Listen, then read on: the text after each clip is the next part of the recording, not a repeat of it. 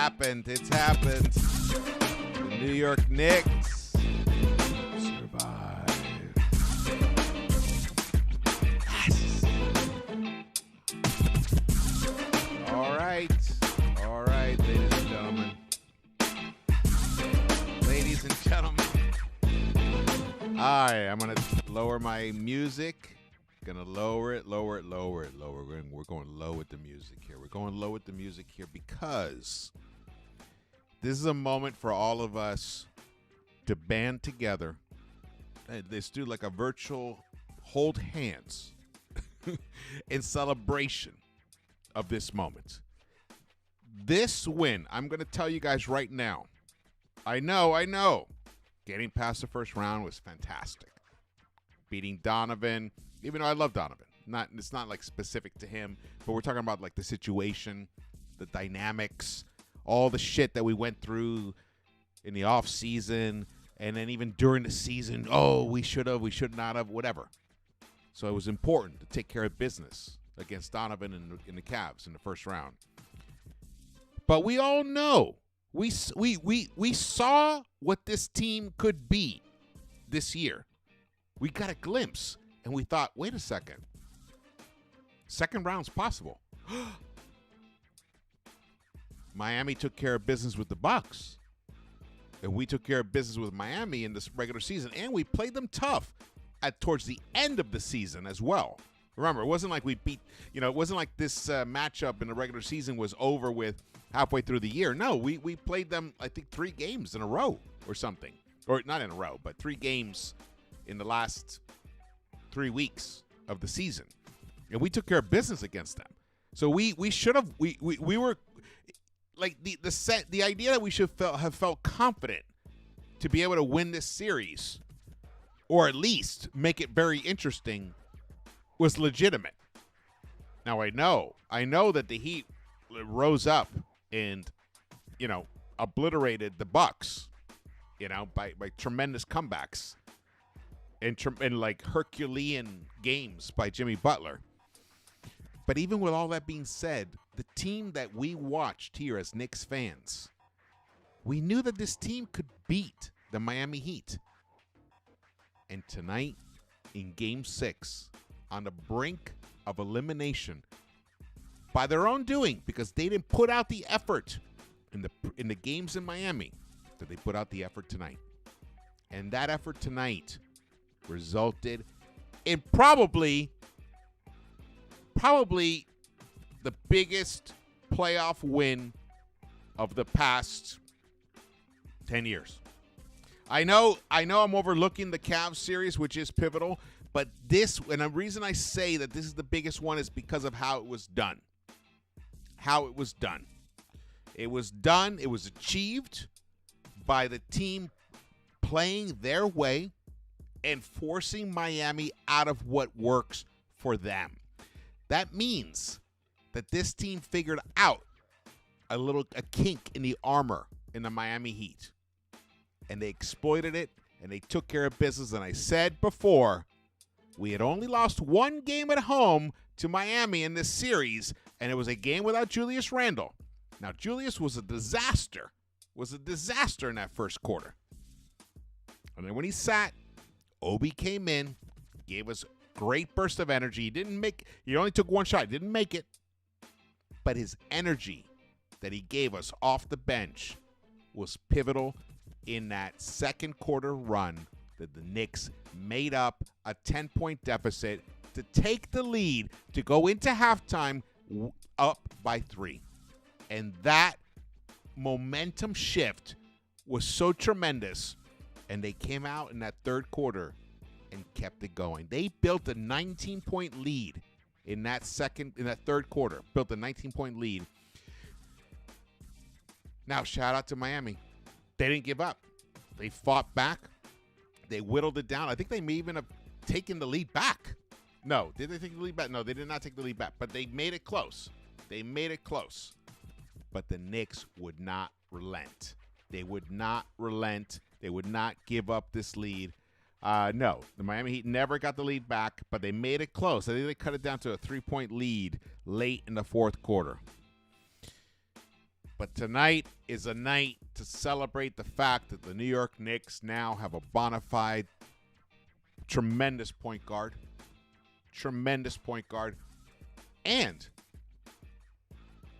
it cannot be left unnoticed that our number 3, our highest draft pick since Patrick Ewing, RJ Barrett, he showed up again tonight. Not only did he show up again tonight, he's been showing up all year, all playoffs. This entire playoffs, he's been showing up. The youngest guy on the team has been taking it to the teeth of that Miami defense. And tonight he won the battle, and the New York Knicks won the battle. The New York Knicks held on. The New York Knicks won Game 5. The New York Knicks are going down to Miami. They're going to Miami on Friday for Game 6, and we're going to win that fucking game. We're going to win that game, and we're going to have Game 7 in New York on Monday. Let's fucking go. Let's go, New York Knicks. Yeah! Wah! Ah! Let's fucking go. Hello, chat. Hello. Thank you guys for joining me. I could not be more hyped. Shout out to everyone who's in the chat. Thank you guys for joining me here. We are going to fucking rock and roll. We're going to rock and roll tonight. Yeah, baby. Let's go.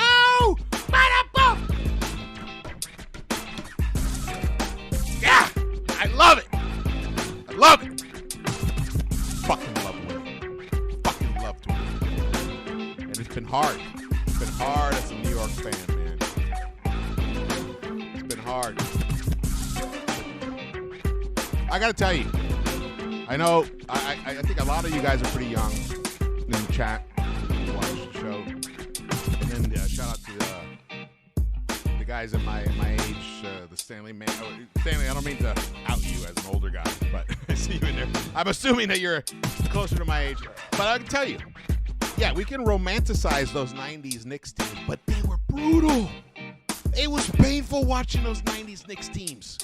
They ripped my heart out so many times, the stupid shit they did. We never won the chip. And it was rough. It was rough. So it wasn't like, you know, it wasn't ponies and rainbows, I'll tell you that much, rooting for that team in the 90s. It was difficult. Very difficult. Especially with, you know, fucking Michael Jordan around. You know? And Hakeem Olajuwon. It was rough. It was rough. My TV is back in order. This is what happened after Game 4. And this, thanks to my good friend Christian, who helped, I even got a bigger TV. I said, fuck it, I'm going to take something terrible and turn it to something awesome. Got a bigger TV, and the first Knicks game I get to watch on my television was a beautiful victory. Now, we had to hang on. We were like that little kitty in that poster. Hang on. That's what we were at the end. But when you got a guy like Jalen Brunson on your team, and you have a lead late, you're most likely going to win. That's a big difference. That is a big difference. Shout out to the chat. Everybody, thank you guys for joining me. We got Lex the Destroyer in the house, the best mod around. Thank you so much, brother. We got Damian Man. We got Stanley Man. We got Alex Nader. We got Sincere the Genius. We got Sam Baker. Naveed Preet Singh. What's up, man? Josh Hart. I didn't hear what he said. What did he say? He said it best. I didn't hear it. When I'm preparing for the post games, it's hard for me to hear like everything that people are saying afterwards. I try to watch it while I'm prepping for it, but I miss it all. So if you guys have that, tell me what it was. Sorry, the sound is too loud. The music's too loud. There you go. Turn the music down. It was pure for celebration purposes. Oh man, Pledge Your Wealth. So you know what I'm talking about. The pain of the 90s Knicks. I mean, it was awesome because we were always kind of around and in the mix, and we got to one finals and then that miracle finals in '99. It gave us something, but still, we never won it all. We never won it all. We could not get quite over the hump. And a lot of times it was just because of dumb mental approach. Let's put it that way. Not dumb. Dumb approach might be that's the wrong way to say it. Just not the smartest approach. Let's put it that way. Not the smartest. Which is why that 99 team was so thrilling. That was a tremendous thrill with when Spreewell and Allen Houston, Marcus Camby, that whole squad took us to the finals, the 8th seed, which is what Miami's trying to do here. Miami's trying to replicate what we already did. That's right. Now, we got Game 6. Do I believe the Knicks can win Game 6 in Miami? Abso-fucking-lutely. Absolutely. Exactly the way we just won right now is the way we can win Game 6. New York Knicks took care of business 112-103 over the Miami Heat. My name is George. Welcome to Into the Knicks-Verse. If this is your first time here, please subscribe. Hit the thumbs up button. Drop your comments. Share this video. We are going to party. The Knicks have survived to live another day, another 2 days. And I feel really good. I feel really good about Friday. All right, let's get into it. Here we go. This man, Jalen Brunson, tremendous. I believe he played 48 minutes. Maybe a few seconds here that he didn't play. 48 minutes, 38 points, 9 rebounds, 7 assists. Now, when I was talking to JD about this, and Keese, I said, look, we need at least 36 from Brunson, 25 from RJ, and 20-something from somebody else, and we win this game. Well, he gave us a little more. He gave us 38. 9 rebounds from Mr. Brunson, 7 assists. Fantastic offensive game from him, especially when you consider he's playing on a bum ankle.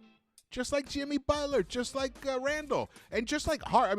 Josh Hart has also got a bum ankle. We saw Mitch got a bum ankle. RJ had a bum ankle. Everybody's got bum ankles here. Everybody. But this guy, he delivered on exactly the promise of what was given to us when we were signed him in the offseason. This guy delivers when the going gets tough. And that's what we saw tonight. That's what we saw tonight. But I will say this. It cannot be understated what R.J. Barrett, what Rowan Alexander Barrett Jr. has given us this postseason. The youngest player, I believe, the youngest starter in the playoffs currently. I could be wrong about that, but I think I'm correct about it. The youngest current starter in the NBA, this guy has delivered in a time when things get harder. It's when the young players shrivel up. They can't handle the pressure. Well, this guy not only can he handle it, he delivered. Delivered a masterful game tonight. Masterful. He even gave us some midi jumpers. How do you like that?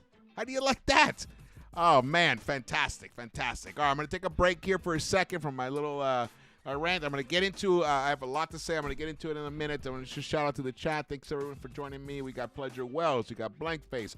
Stephen Ars. Alex Nader. I shouted him out before. Brunson. Fantastic. Juan Carlos, what's up, brother? Let's see. I can't post messages on this on the image here at the moment, but I'll read them out. Any important ones that come through, I will read them out. We got Silvery Gray says big man and free throw camp for Mitch. But Mitch hit 3 huge free throws. Huge. It would have been nice if it was 4, but I'll take 3, man. Considering how he shoots it sometimes, he was fucking cannon blasting him right into it. It was like there was no arc, just pew, just total lasers. Buried 3 out of 4 late in the game. Tremendous. I loved it because the truth is, when he focuses and he replicates what works for him, it's not the way I would have anyone want to shoot a free throw, but it works for him. The dude the dude can come through, and he came through tonight. Big time, big time, big time. Mitch had a very, very good game. Very, very good game. The New York Knicks have saved their season. Right now, I'm going to announce it, and it's not announcing anything like I'm conceding anything. Because I want the Knicks to be the 14th team to ever come back from being down 3-1. And it can happen. But the first thing that has to happen is we had to take care of business tonight, which they did, and they got to take care of business on Friday to give themselves an opportunity to do it. And I believe it deep in my heart that they can do it. And the reason I believe it is because of how they responded tonight and how they've responded over and over again all season long when things look dark, when things look dismal, when their backs were against the wall. They responded continuously. And tonight they did it without Emmanuel Quickley, who's still wearing a boot, and hopefully he's available for Friday. And without the Julius Randle that we've had in the regular season. He was a different kind of Julius, but I'm going to shout out Julius's effort in the second half when he came into this game in the second half. He provided some big time buckets when we needed it, and he was able to. I mean, his hustle was there. It was totally. I mean, the first half. My God, I was like wondering, wow, should we just bench him for the rest of this game? That's what I was thinking. And I knew Thibs wouldn't do it, but I was wondering if we should just bench him for the rest of the game. Here we go. Julius Randle ended up playing 36 minutes, 7 of 13, 4 of 7 from the three-point line. Those are monster buckets, and that's something that even when he's being his like Julius self, if he can at least focus on his three-point shot, he can really deliver a blow to the opponent, and it really helped tremendously. 4 of 7 from the three-point line. Only 5 rebounds for him, 5 assists, though. 24 points for Julius Randle. Mitch Robinson, 26 minutes, 11 boards, 8 points, 2 dimes. Beautiful dime from Mitch, finding Brunson cutting through the paint. He shoveled it to him. Brunson made the bucket. It was a pivotal moment in that game. I think we only had a 3-point lead at that moment, I believe, or so maybe even have whittled down to 2. So that was a crucial moment. Loved that play by Mitch Robinson, but nothing can be understated. I mean, you cannot understate the impact that Jalen Brunson, R.J. Barrett, and Quentin Grimes had on this game. Quentin Grimes played all 48. Same with Brunson, all 48. Brunson delivered 12 of 22, 4 of 10 from the three-point line, 9 boards, 7 dimes, 38 points. That is the kind of performance that your best players have to give in the postseason for your team to win. Just no ifs, ands, or buts about that. You need someone to step up like that, and that's exactly what happened tonight. And his partner in it was R.J. Barrett. 38 minutes for him.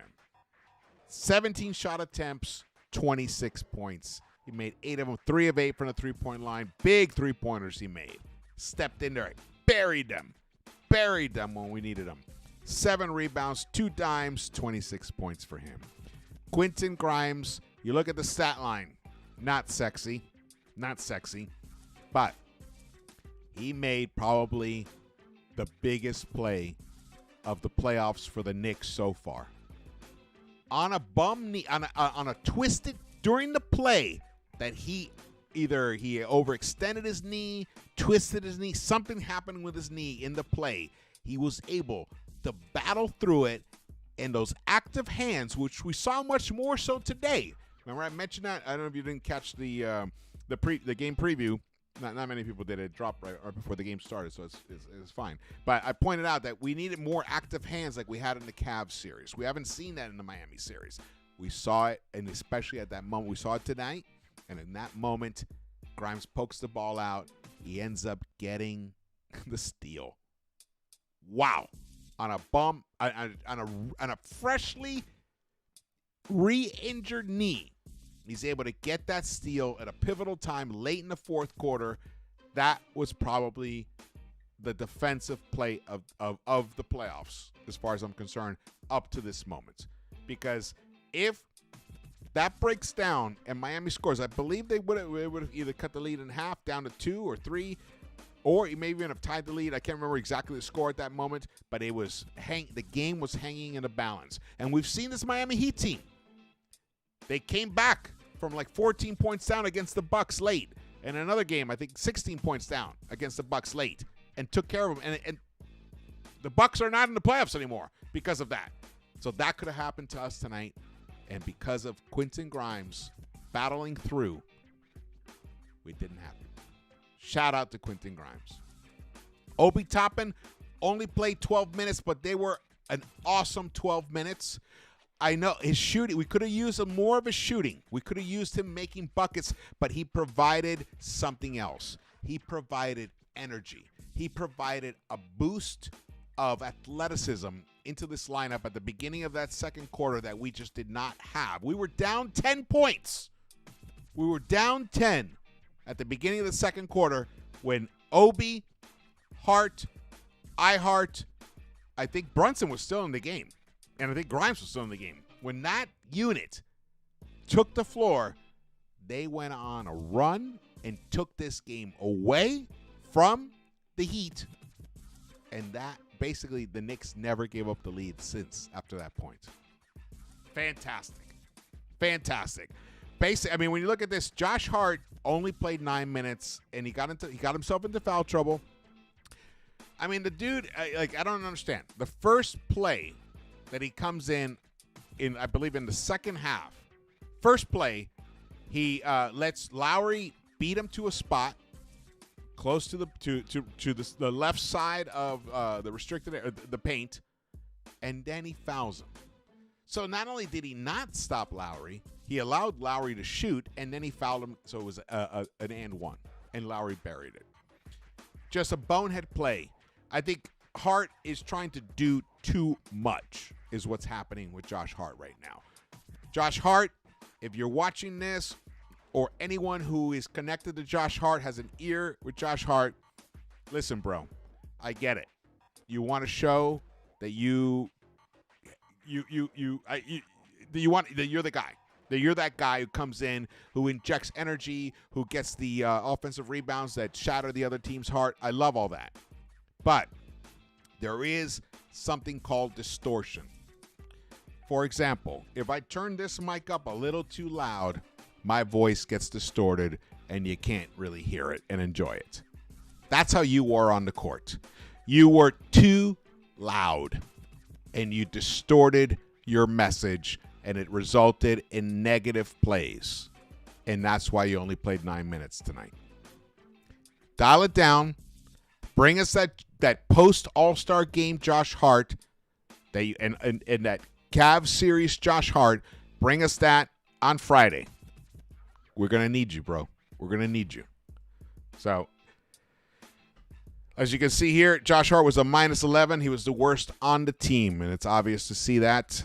It's obvious if you watch the game. Hartenstein was a -3. Everybody else was in the plus except for Randall, who ended up being even, which seems about right because that first half was a total disaster for Julius Randle. Total disaster. And then he came through in that second half, played contained, played within himself. He just played so much better. He just was smarter about it. Excuse me. RJ Barrett led the team in plus-minus, a +17. And Brunson +9. Mitch was a +12. Mitch played a very good game despite hobbling. I don't know if it was the hip. He was like limping all over the place, and especially in that second half. But he kept coming back in and battling through the pain because that's what you do right now. This is not the regular season. You know, you stub a finger or you roll an ankle a little bit. You just fucking you just gut it out. You gut it out, and no one more so than Brunson, Robinson, and Grimes are great examples of gutting it out, and that's why we've got this win, guys. That's why we got this pivotal win. All right, we got about 100 in the chat. Hit that thumbs up button for me. Thank you so much for coming in and joining us to share it. Shout it out. Lexus Stories says Miami cheat took Hart out the game. Yeah.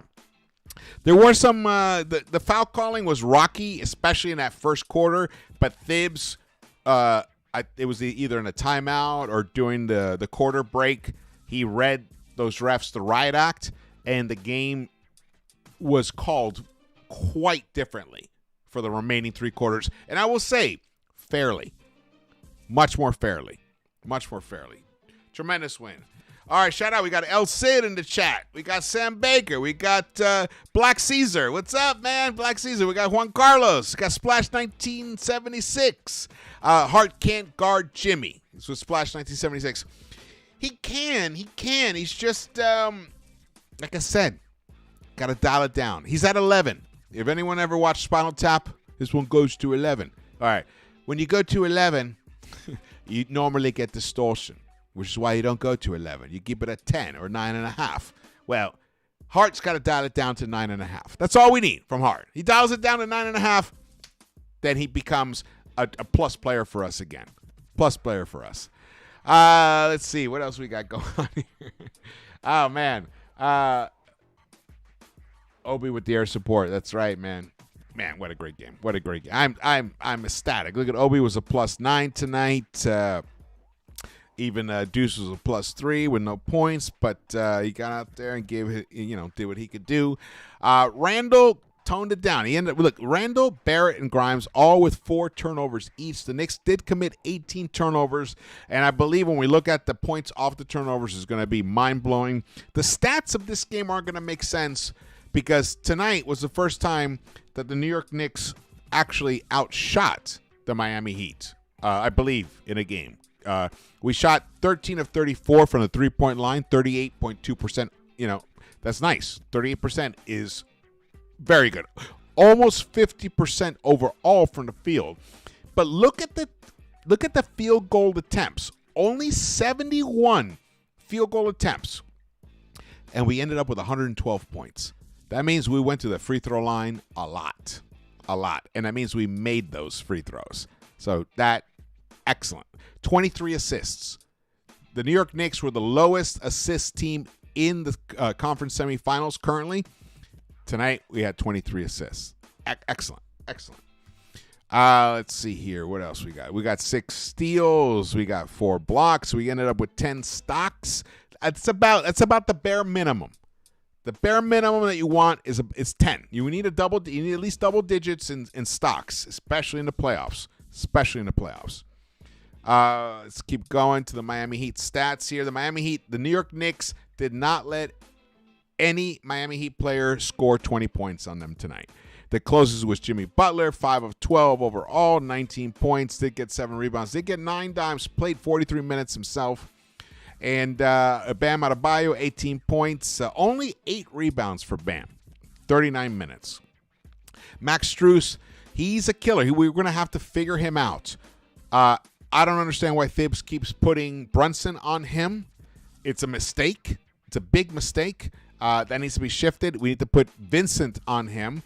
And Vincent, the beautiful thing is Vincent got into some serious foul trouble, and which took him out of the game. He just a second game. Vincent wasn't much of a factor in the previous game, even though Miami did win that one. And this one he was also not much of a factor as well. 23 minutes for him, 6 points, and then Lowry came in. So the two of them, the 2 point guards were 6 of 21 overall. Take that any day whatsoever. They put up 21 shots to get 15 points. Great. That is excellent defense by the Knicks right there. Duncan Robinson did pick up the slack for them. 5 of 10, 17 points for him overall. He was a problem. He helped them, the Miami Heat, get back in this game. And same with Caleb Martin. But in the end, the Knicks' physicality, the Knicks hustle overwhelmed the Miami Heat tonight, and that's why we are the victors. Here's the team comparison stats, and this is where you'll see how unusual this is because the Knicks, we lost paints in the point, we lost second chance points, and we did win the fast break points, but we lost second chance points and points in the paint, which are two staples, key aspects of our offense for winning games, and we lost those two, but still managed to win this game because we moved the ball. We moved the ball a lot. When we got into traffic, that ball did not sit there. It was immediately shot out, not every time, but enough times. It was pushed out to find open guys like Grimes, especially in that first half, which really helped, and RJ as well. The Knicks, we lost the stocks battle 15-10. They had 11 steals and the same amount of blocks as us, but they had 5 additional steals than we had. Assists, they always beat us in assists, 27-23, but that is a much closer, and I can handle that much better because it's also the proportion of assists, the ratio of assists to actual shot attempts. This is a much healthier ratio right here, 23 assists for the Knicks. We won the rebounding battle, which we have to. We have to do that, 57-44. And we won the three-point shooting stats, 38.2% for us, only 30.2% for the Miami Heat and the New York Knicks. Now, the free throw shooting, at least we had a decent 72.5%. I want to see that higher. I need that up to 80%. But Miami Heat shot 84.2%, and the Knicks were still able to take advantage of that situation because I think we went to the free throw line more. Let's see. Free throw line, yeah, we went 40 times. So we got an additional 13 points at this charity stripe. Additional 13 points. And that is right, because we were the aggressors. We were the ones putting the Miami Heat back on their heels, forcing them to make mistakes, and that's why you end up with a situation like this. And that is a beautiful result. But look at the points off turnovers. Now, that is going to be the key for the Knicks possibly pulling off a miracle, becoming the 14th team to ever come back from being down 1-3. And it'll be not allowing, holding onto the ball, protecting the possession, and even if you commit the turnover, not allowing them to score off it. Here, we didn't do it. We allowed them to score 29 points. They were a plus 24. A plus 24 off turnovers. And we still managed to win this game. That just shows you the power of the three-point shot, guys. That shows you the power of it. We even made 2 less free throw and the free throw line, of course. Of course, the free throw line. The Heat committed 30 fouls, and that's totally right in line. In fact, I feel like this was the first, especially the last 3 quarters, from the second quarter to the end. That's the way the game should be called from now on. Now, I know I say it because it worked in our favor, but that is the most even type of officiating that I've seen from after the end of the first quarter. The largest lead the Knicks had was 19 points, but remember, it got whittled down to, I think, 2 or 3.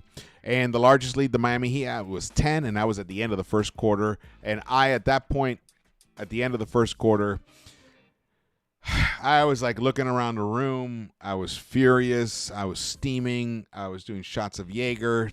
I was trying to prepare myself for a second quarter collapse. And when I saw the team come out in that second quarter with the energy they had, the fight and desire, man, the fire and desire was there. It was beautiful. It was beautiful. The Knicks came right back. We cut that. I think we obliterated that lead pretty quickly. My God. Woo! The New York Knicks survived. They live another day. This is a beautiful moment, guys. Enjoy this. This moment. This is why we do this. This is why. These moments where your team is proving itself right on the court, right in front of you. All the faith and the love that we have for it.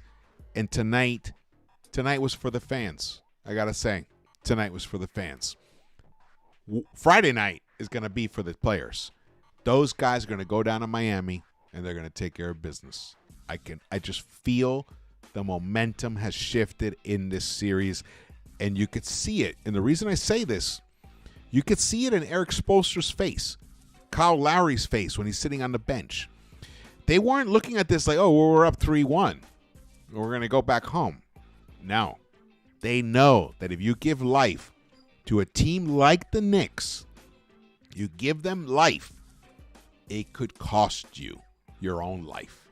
And that is why they were acting. That's why that pain and agony was all over Spoelstra's face throughout the whole game, honestly. Even when he was up 10, he wasn't even that happy.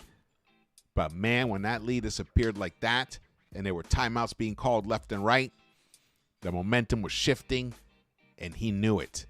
He knew he was going to have to go back home to try to close it out there. Well, it ain't going to happen. It ain't going to happen. Woo! The New York Knicks in 7, baby. Let's go. Believe. I believe. I believe. But first, we got to win Game 6. That's all that matters right now. Game 6.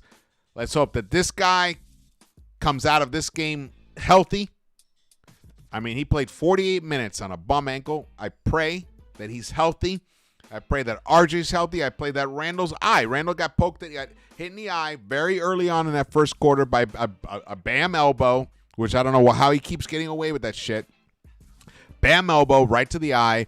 He had like a sty. It was like a little sty on it, and like it was swelling. I think at halftime they finally iced it, and they'll ice it. They'll take care of it as long as it doesn't close up. He'll be fine. You can battle through that kind of stuff, but it sure hurt it. I mean, tremendously, and he was like walking around like he was squinting half the time.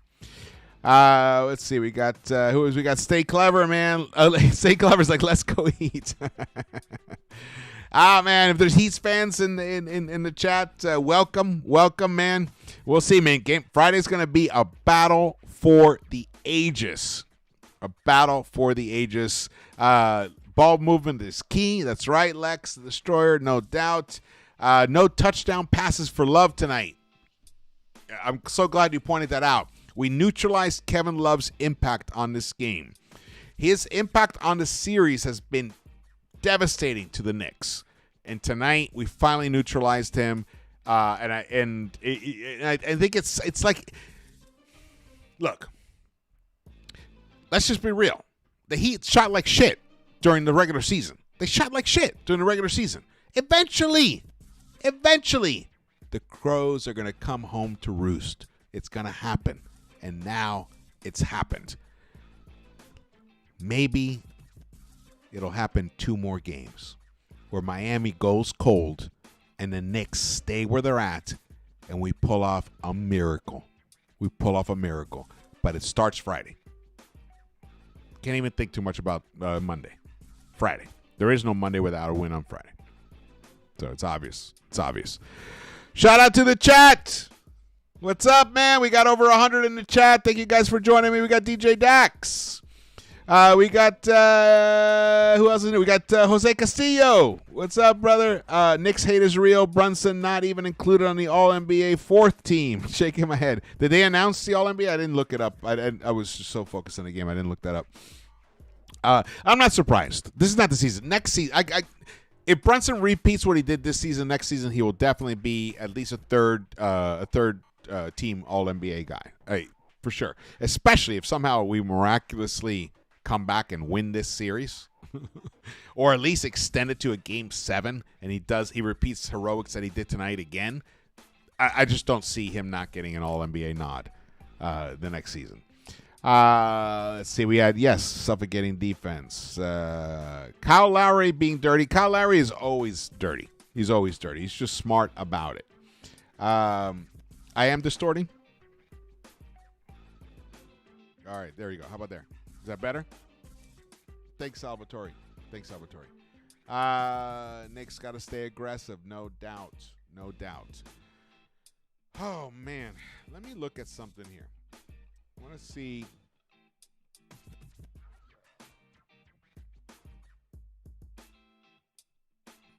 Trying to find something here. The playoffs. I wanted to pull up post game. RJ's like, he says, we're fighting for our lives right now. This is something that can be done. It's been done before 13 times. I love that belief. That's one thing. RJ he's legit, and he's very like I believe him when he says things like that. Like, he believes that he can be part of a team that can come back and be that 14th team. He believes it. And when you have your youngest guy, who's one of your best players, delivering on the court, out there believing that emanates throughout the rest of the team. And you know Brunson believes it. So you have Brunson and RJ believing that. That's going to seep into everyone else's confidence.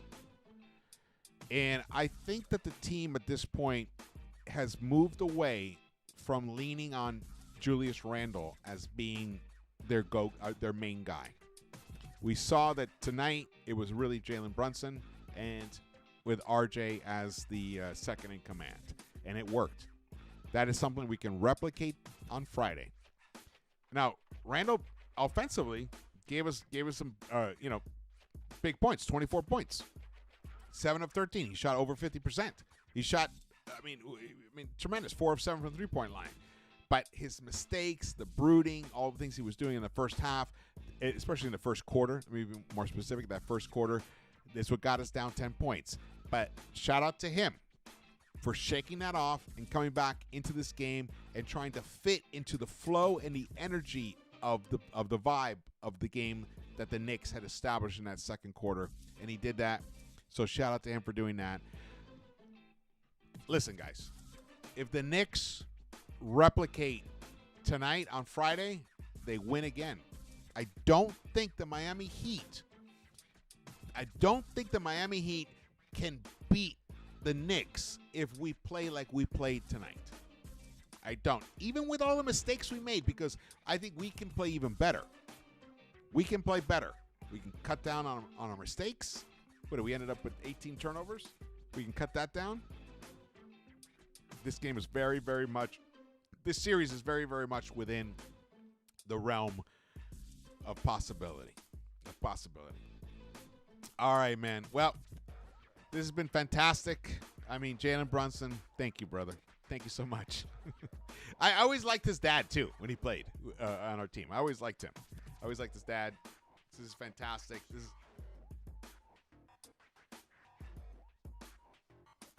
Siri just talked to me. What the hell, Siri? All right, we're going to sign off soon. This has been an awesome post game. You guys have been great. I'm going to go back and reread the chat itself. I'm trying looking at it here and there. Hakamichi has got to go. I mean, he made them pay. He hit 3 out of 4 free throws at the end. That was awesome. He missed those other 2, but then he made those 3 out of 4 towards the end. That was fantastic, man. Jose Castillo, thank you guys. Thank everybody here for joining me here. I really appreciate it. Look, later on, if any thoughts about this game or whatever, just drop them in the comments later of the replay or whatever. I read them all. I really appreciate it. It helps me, especially sometimes I overlook stuff, so for sure.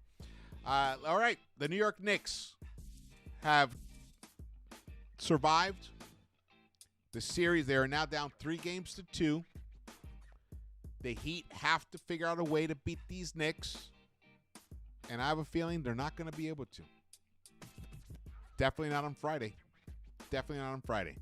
So it's my feeling that I'm going to be here talking to you guys on Monday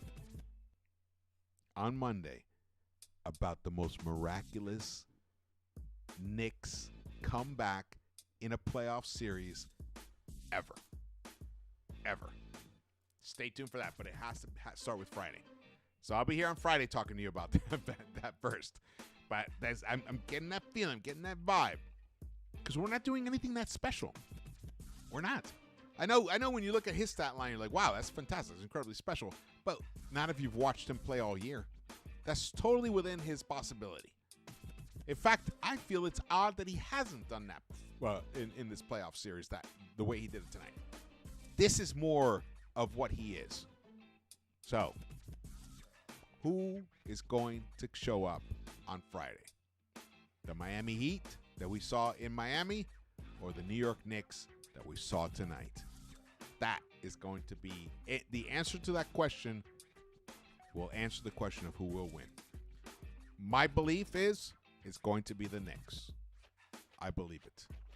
All right, thank you so much for watching this. Again, my name is George. Please subscribe. Follow me on Twitter and Instagram and, of course, here on YouTube. Share this video. Drop your comments. Hit the thumbs up button for me. Love you guys. This is a fantastic moment. Celebrate tonight. Celebrate. Enjoy this moment. The New York Knicks are still alive. They're one of the top 8 teams in the NBA. Top 8 teams in the NBA, and they have a legitimate chance to making to the Final Four. Let's go. All right. I will see you on Friday. All right.